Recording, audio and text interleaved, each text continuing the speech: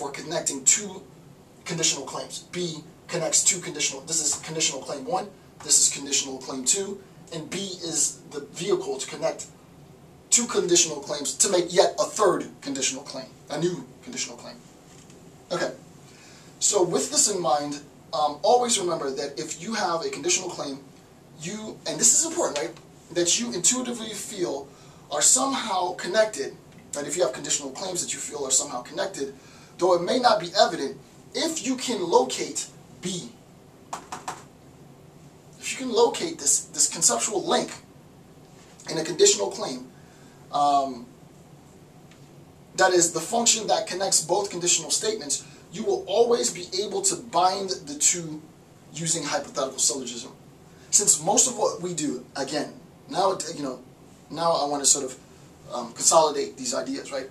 Since most of what you will do as a researcher, as an academician, as a social scientist, is, the appropriation and looking for conditional claims in human interaction or what have you, you're going to recognize that you're going to have lots of conditional claims sort of theoretically, laid out before you, right?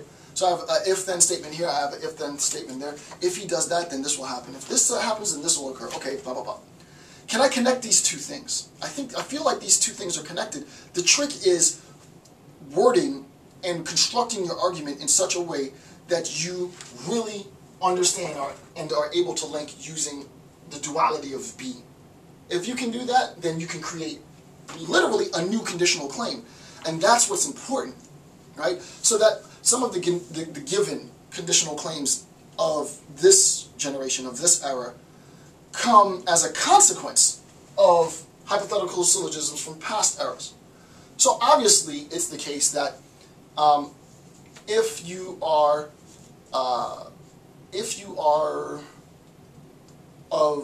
I'm trying to think of a claim now that's really, I don't want to take it off too far either, but I feel the need to give an example for this, right?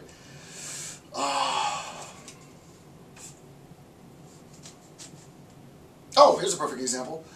If you are a citizen of the United States of America, you must have, should have, given all the different caveats, you should have the right to vote, right? So if you're a citizen, you should have a right to vote. And let's say within that first antecedent conditional claim, we fleshed it out so that we made accounts for all the exemptions, but we also included men and women and such, and blacks and da-da-da, right? So if you satisfy these conditions, then you should have the right to vote. We all take that for granted now, all right? That's sort of, yeah, I mean, we know that. That wasn't a conditional claim 50 years ago, right? We arrived at that because people saw that, hey, it's not fair because this person can do that and this person can do that and they get these benefits. These other people do exactly what they do and they don't get those benefits. That's a contradiction, right? People bring that to the fore. It sort of works its way through until it arrives to what's known as social consciousness, right? Almost in the Jungian sense, right? It arrives to social consciousness and everybody then recognizes that, hey, listen, we are living a contradictory, our life, really, our political system has an embedded contradiction, right? So it might be the case then that in a contemporary setting, LGBTIA, A for asexual, LGBTIA, Cynthia will love the fact that I remember. So LGBTIA community members might say, listen, we don't have the conditional claim yet as a fact of our existence in the world that if you are gay, then you are entitled to be married, because that doesn't exist in the United States. The truth of that conditional claim does not exist. It doesn't exist. Gay people can't get married, right? And forgive me if the appropriate term isn't been used, my intentions are just, but the idea, the conditional claim, if you are gay, then you have the right to be married, is false in the 21st century in the United States of America. But, just like the Civil Rights era, the same appropriations can be made to show contradiction. Well, here is what I do, and here is how I'm similar. I am exactly the same as these people in exactly the same reasons. In the privacy of my own home, I happen to do something that's different, but how does that affect anything? right? The continued attempt to try and deny me that right needs further and further justification. That justification needs to be grounded in something real. If that justification isn't grounded in something verifiable, empirical, then we have a problem, right? Now, I'm not here to be the proponent for gay rights, though obviously I do support the LGBTIA community. The idea is, if you're a member of that community and you want to get those rights, and you think you're going to get those rights without understanding this, well, good luck to you, right? It's going to be a hard battle, because you're going to have to convince people using very, very rigorous rules and consistently show the world that this is illogical. And it's unfortunate that you have to do this, right? It's like you have to beg for scraps, really.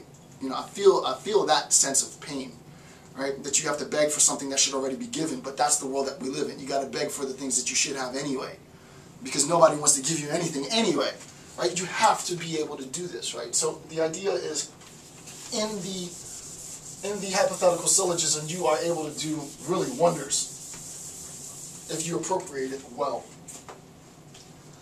Alright, so the synthesis, right? As mentioned in the last section on modus tollens, we added a conditional implication of tollens to the end of our,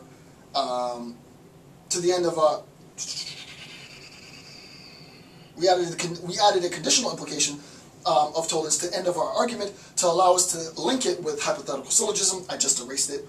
I specifically did this because I knew I would be using the hypothetical syllogism, right? I want a conditional claim, right? The reason why I posited, this is important, right? The reason why you should posit a conditional claim at the end of whatever previous argument, if you know you're going to, now we're getting deep, right? If you know you're going to use hypothetical syllogism in the next paragraph, and you want to link this new paragraph, which uses hypothetical syllogism, to the last paragraph, then it would behoove you to posit a conditional claim at the end of the previous paragraph.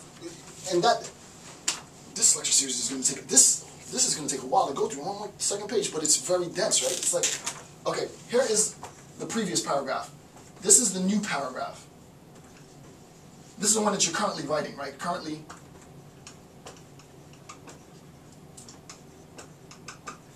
And you want to use HS in this paragraph. But you also want to link this paragraph to the last paragraph. What you do is, step one, is you posit an HS at the end of the previous paragraph. Not a HS, you posit a conditional, which is if A then B. You posit a conditional at the end of this paragraph. You derive the conditional from the paragraph and you posit it, you restate it at the end of the paragraph. You then use this conditional to link, right? So you have if A, then B, and then you use it to construct your hypothetical syllogism. Therefore, if A is then C, this looks like crap, but you get the idea, right? So you posit a conditional. Since I know I'm going to posit a conditional, I use that conditional to then construct my hypothetical syllogism. And next, I'm going into disjunctive syllogism, which is an either or. So at the end of this paragraph, I'll posit a statement that incorporates this sort of comparative either or, which will allow me to connect it to the next paragraph, which will be the disjunctive syllogism, and da-da-da.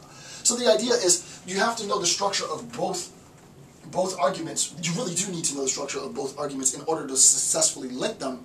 And you link them by positing in the previous paragraph whatever the connector really is.